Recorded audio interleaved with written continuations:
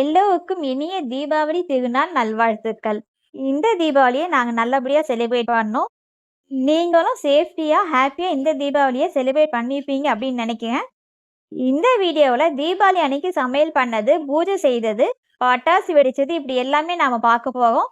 Skip பண்ணாம full வீடியோவும் பாருங்க. இப்போ வாங்க வீடியோக்குள்ள போகலாம்.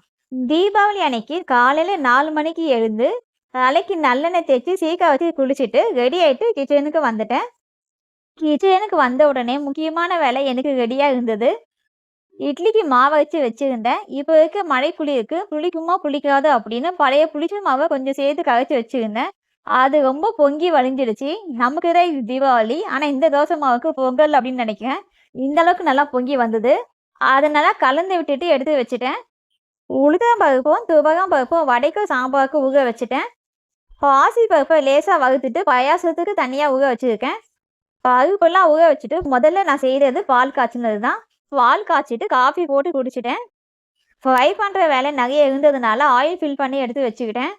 இட்லி பாத்திரத்தில் தண்ணி விட்டு ஸ்டவ் ஆன் பண்ணி வச்சுட்டேன். இது சூடாகிறதுக்குள்ளே இட்லியை ஊற்றி வச்சிடலாம். இதுக்கப்புறம் தான் தோணுச்சு, இப்போவே குக்கரில் பாயாசத்துக்கு பருப்பு வேக வச்சுட்டா ஈஸியாக இருக்கும் அப்படின்னு தோணுச்சு. இட்லி பாத்திரத்தை இன்னொரு அடுப்புக்கு மாற்றிட்டு இந்த அடுப்பில் குக்கர் வச்சு பாயாசத்துக்கு பருப்பு வேக வச்சுட்டேன். இட்லி பாத்திரத்தில் வச்சு தண்ணி சுட்டிடுச்சு. இட்லி பாத்திரத்தில் இட்லியை ஊற்றி வச்சுட்டு சமையலுக்கு தேவையான வெங்காயம், தக்காளி, காய்கறி எல்லாம் எடுத்து தட்டில் வச்சுக்கிட்டேன். இட்லி எடுத்து வைக்கிறதுக்கு மேலேருந்து பாத்திரம் எடுத்து வச்சுக்கிட்டேன். அதுக்குள்ளே இட்லி வெந்துடுச்சு. அதை எடுத்துட்டு அடுத்தது ஊற்றி வச்சுருக்கேன். பாயாசத்துக்கு பருப்பு வெந்துடுச்சு. அந்த பருப்பை எடுத்து ஒரு பாத்திரத்தில் மாற்றி வச்சுட்டு சாம்பாருக்கு பருப்பை அதிலே போட்டு வேக வச்சுக்கிட்டேன். சாம்பாருக்கு பருப்பு வேகும் போது தேவையானதெல்லாம் கட் பண்ணி வச்சுக்கலாம். வெங்காயத்தை கட் பண்ணிக்கிட்டேன். அதனோட தோலை பக்கத்துலேயே ஒரு பவுலில் போட்டு வச்சுருக்கேன். க்ளீன் பண்ணுறதுக்கு ரொம்ப ஈஸியாக இருக்கும். உளுத்தம் பருப்பு நல்லா ஊறிடுச்சு. கிரைண்டரில் உளுத்தம் பருப்பை போட்டு வடைக்கு மாவு அரைக்க ஆரம்பிச்சிட்டேன். அப்பப்போ மாவை கொஞ்சம் தள்ளி விட்டு கொஞ்சமாக தண்ணி தெளித்து நல்லா கெட்டியாக அரைச்சி எடுத்துக்கிட்டேன். வடைக்காக வெங்காயம், பச்சை மிளகாயை பொடி பொடியாக கட் பண்ணி எடுத்து வச்சுக்கிட்டேன். சாம்பாருக்கு வச்ச பருப்பு நல்லா வெந்து விசில் வந்துடுச்சு. குக்கரை இறக்கி வச்சுட்டு அதே ஸ்டவ்வில் கடாயை வச்சுக்கிட்டேன். சாம்பாரை இப்போ தாளித்து விட்டுக்கலாம். கடாயில் கொஞ்சமாக எண்ணெய் விட்டு எண்ணெய் காஞ்சதும் கடுகு, ஜீரகம், உளுத்தம்பருப்பு, கருவேப்பிலை, நீளமாக கட் பண்ண வெங்காயத்தை சேர்த்து நல்லா வதக்கலாம். இது வதங்கும் போது சாம்பாருக்கு தேவையான கத்திரிக்காய், தக்காளியை கட் பண்ணி எடுத்துக்கலாம். கத்திரிக்காயை கட் பண்ணி தண்ணியில் போட்டு வச்சுக்கலாம், இல்லைன்னா கருத்துரும். வெங்காயம் நல்லா வதங்கிடுச்சு. தக்காளி சேர்த்து நல்லா வதக்கிட்டு கட் பண்ண கத்திரிக்காயை சேர்த்துக்கலாம். இது நல்லா வதங்கினதும் 2 ஸ்பூன் சாம்பார் பொடி, 1/2 ஸ்பூன் மஞ்சள் தூள், உப்பு சேர்த்து நல்லா வதக்கிட்டு தண்ணி விட்டு மூடி போட்டு வேக வைக்கலாம். நமக்கு தேவையான அளவுக்கு இட்லிலாம் சுட்டி எடுத்தாச்சு. இப்போ இட்லி பாத்திரத்தை எடுத்து கீழே வச்சுட்டு அந்த அடுப்பில் வேக வச்ச பாசி பருப்பை எடுத்து வச்சுக்கலாம். இதில் நமக்கு தேவையான அளவுக்கு துருவின வெல்லம் சேர்த்து கலந்து விட்டு சிம்மில் வச்சு கொதிக்க வைக்கலாம். இந்த வெல்லம் டார்க்காக இல்லாமல் லைட் கலராக இருக்குது. அதனால பாயாசமும் ரொம்ப லைட் கலரில் தான் வந்துச்சு. பாசி பருப்பும் வெல்லமும் ஒன்று சேர்ந்து நல்லா கொதிச்சு வந்தது. ஏலக்காய் தூள் சேர்த்து காய்ச்சின பால் சேர்த்து நல்லா கலந்து விட்டு ஸ்டவ்வை ஆஃப் பண்ணிடலாம். பாயாசம் பாத்திரத்தை இறக்கி வச்சிடலாம். இதே ஸ்டவ்வில் வடை செய்யறதுக்கு கடாயை வச்சு எண்ணெய் விட்டுக்கலாம். எண்ணெய் சூடு ஆகட்டும். இன்னொரு அடுப்பில் சாம்பார் நல்லா கொதிச்சு வந்துடுச்சு. பொடியாக கட் பண்ண கொத்தமல்லி தழையை தூவிட்டு கலந்து விட்டு சாம்பாரை இறக்கி வச்சிடலாம். அதே அடுப்பில் பாயாசம் தாளிக்கிறதுக்கு தாளிப்பு கரண்டியை வச்சிடலாம்.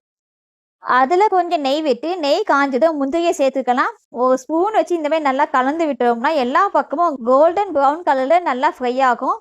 இது ஃப்ரை ஆகும்போது இதில் திராட்சையை சேர்த்து அது நல்லா ஃப்ரை ஆனதும் ஸ்டவ்வை ஆஃப் பண்ணிவிட்டு பாயாசத்தில் சேர்த்துக்கலாம். வடை மட்டும்தான் செய்யணும், மற்ற எல்லா வேலையும் முடிச்சாச்சு. வடை சுட்டாச்சு அப்படின்னா நாம் பூஜை பண்ணிடலாம். உளுந்து மாவில் பச்சை மிளகாய், ஜீரகம், பெருங்காயம், பச்சரிசி மாவு சேர்த்து நல்லா கலந்து விட்டுக்கலாம். இப்போ இதில் நான் வெங்காயம் சேர்க்க போவதில்லை. கொஞ்சம் வடை சுட்டி எடுத்துட்டு அதுக்கப்புறம் தான் வெங்காயம் சேர்க்க போகிறேன். சாமிக்கு படைக்கும் போது வெங்காயம் சேர்த்து படைக்கக்கூடாது.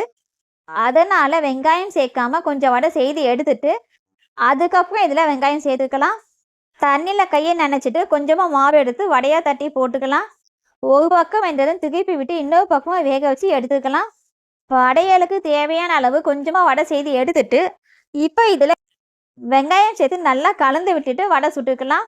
வடையலுக்கு கொஞ்சமாக தான் வெங்காயம் இல்லாமல் வடை சுட்டேன். மீதி எல்லாத்துக்குமே வெங்காயம் சேர்த்து தான் வடை சுட்டுருக்கேன். வீட்டில் இருக்கவங்க எல்லாருக்குமே வடை ரொம்ப பிடிக்கும். அதனால கொஞ்சம் அதிகமாகவே வடை செஞ்சு எடுத்துக்கிட்டேன். வடை சுட்டு முடிச்சதும் ஸ்டவ்வை ஆஃப் பண்ணிட்டேன். வடை, பாயாசம் எல்லாமே ரெடி. வடையலுக்கு ஒரு கிண்ணத்துல பாயாசம் எடுத்துக்கிட்டேன். இன்னொரு கிண்ணத்துல வெங்காயம் சேர்க்காத வடையை எடுத்து வச்சுக்கிட்டேன். இந்த பாயாசமும் வடையும் சாமிக்கிட்டே வச்சு விளக்கேத்தி சாமி கும்பிட்டோம். இந்த தீபாவளிக்கு பட்டன் பாதுஷா, ரிப்பன் பகோடா, ராகி முறுக்கு இது எல்லாமே செஞ்சிருந்தேன்.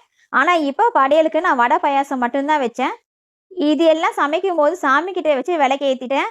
அதை நாங்க சாப்பிட ஆரம்பிச்சிட்டோம். அதனால இப்போ படையலுக்கு வைக்கல. விளக்கேத்தி சாமி கும்பிட்டு முடிச்சுட்டு நாங்க எல்லாம் ஒண்ணா சேர்ந்து சாப்பிட்டோம். மார்னிங் இதுதான் பிரேக்ஃபாஸ்ட்டாக நாங்க எல்லாம் சாப்பிட்டோம். கொஞ்ச நேரம் ரெஸ்ட் எடுத்துட்டு லஞ்சு சமைக்க ஆரம்பிச்சிட்டேன். லஞ்சு சமைக்கும்போது என்னால வீடியோ எடுக்க முடியல. மார்னிங் பிரேக்ஃபாஸ்ட் மட்டும்தான் சமைக்கும்போது வீடியோ எடுக்க முடிஞ்சுது.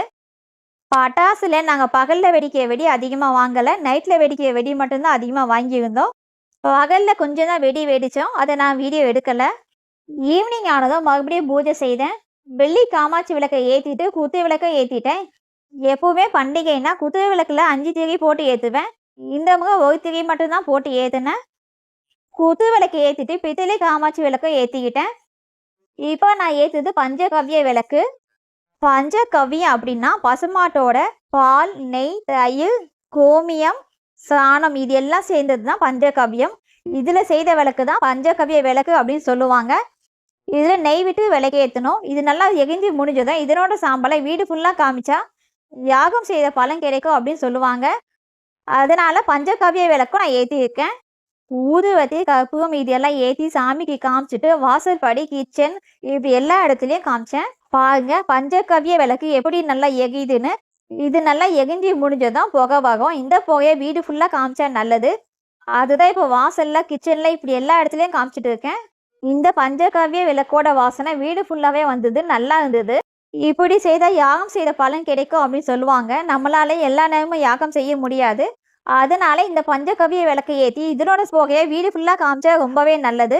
சில பேர் பஞ்சகவ்ய விளக்கு ஏற்றும் போது இந்த அளவுக்கு ஃபுல்லா எரிய மாட்டேங்குது, புகை வரல, பாதிலே நின்றுடுது அப்படின்னு சொல்றீங்க. அந்த மாதிரி இந்த விளக்கு ஃபுல்லா எரியல அப்படின்னு நினைக்கிறவங்க நல்லா வெயில் இருக்கும்போது இந்த பஞ்சகவ்ய விளக்க வெயில்ல காய வைங்க. காய வச்சுட்டு விளக்கு ஏற்றினோம்னா இந்த மாதிரி நல்லா எரியும். ட்ரை பண்ணி பாருங்க. நைட் ஆனதும் வீட்டில் இருக்க எல்லாரும் பட்டாசு வெடிச்சோம். தீபாவளி அப்படின்னாலே முதல்ல ஞாபகம் வந்து பட்டாசு தான். பட்டாசு வெடிச்சு முடிச்சாதான் அந்த தீபாவளியே நமக்கு முழுசா கம்ப்ளீட் ஆகும். பகல்ல வெடிக்க வெடியை விட நைட்ல வெடிக்க இந்த வெடி தான் எனக்கு ரொம்ப பிடிக்கும். நல்லா கலர்ஃபுல்லா பார்க்கறதுக்கே ரொம்ப நல்லா இருக்கும். ஒரு நல்ல விஷயம் என்ன அப்படின்னா அதிகமாக மழை பெய்யல. பட்டாசு வெடிக்கும் போது ரொம்பவே நல்லா இருந்தது. மழை இருந்துச்சுன்னா இந்த அளவுக்கு செலிப்ரேட் பண்ண முடியாது. கம்பி, மத்தாப்பு, சாட்டை இப்படி எல்லாத்தையும் வெடிச்சு முடிச்சுட்டு கொஞ்ச நேரம் ரெஸ்ட் எடுத்துட்டு நைட்டு டிஃபன் சாப்பிட்டோம். இந்த வருஷம் தீபாவளியை நாங்கள் இப்படி தான் ரொம்ப ஹாப்பியாக செலிப்ரேட் பண்ணோம். நீங்கள் தீபாவளியை எப்படி செலிப்ரேட் பண்ணீங்க அப்படின்னு கமெண்ட் பாக்ஸில் சொல்லுங்கள். இன்னையோட இந்த தீபாவளி எங்களுக்கு முடிஞ்சுது. மழை அதிகமாக இருந்தால் இந்த மாதிரி செலிப்ரேட் பண்ணியிருக்க முடியாது. மழை இல்லாமல் இருந்ததே கொஞ்சம் நல்லா தான் இருந்தது. உங்கள் ஊரில் தீபாவளி அன்னைக்கு மழை பெஞ்சுதா இல்லையா அப்படின்னு கமெண்ட்டில் சொல்லுங்கள். நீங்கள் தீபாவளி எப்படி செலிப்ரேட் பண்ணீங்க அப்படின்னு கமெண்ட் பாக்ஸில் சொல்லுங்கள். இந்த வீடியோ உங்களுக்கு பிடிச்சிருந்தா லைக் பண்ணி கமெண்ட் பண்ணுங்கள். உங்கள் ஃப்ரெண்ட்ஸ் அண்ட் ஃபேமிலிக்கு ஷேர் பண்ணுங்கள். நம்ம சேனலை நீங்கள் இன்னும் சப்ஸ்கிரைப் பண்ணலை அப்படின்னா சப்ஸ்கிரைப் பண்ணுங்கள். பக்கத்தில் இருக்க பெல் பட்டனை கிளிக் பண்ணுங்கள். அடுத்தது இன்னும் வீடியோவில் நம்ம மீட் பண்ணலாம். அது வரைக்கும் பாய்.